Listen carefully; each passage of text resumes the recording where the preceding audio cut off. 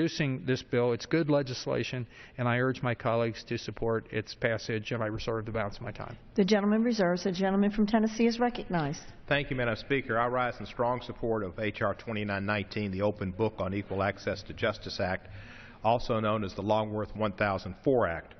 This bipartisan legislation makes a modest but important improvement to the Equal Access to Justice Act, also known as EJEA.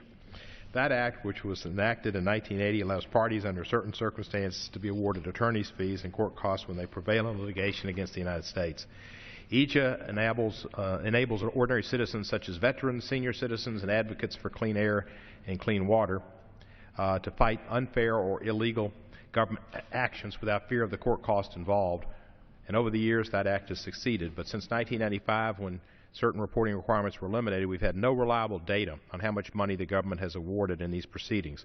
The public has a right to know how taxpayer funds are used, and Congress ought to be able to assess the impact and effectiveness of EJEA.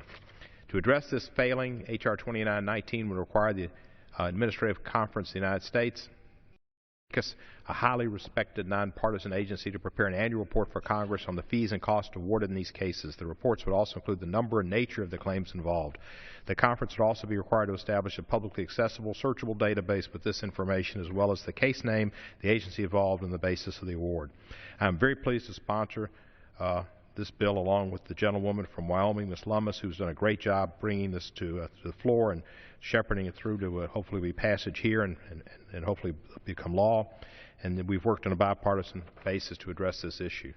H.R. 2919 represents a compromise with respect to a broader bill related to EJEA, which Ms. Lummis previously introduced. It's an excellent example of what happens when there's bipartisan cooperation. This legislation will promote greater transparency with respect to our government and provide valuable information for Congress and our citizens.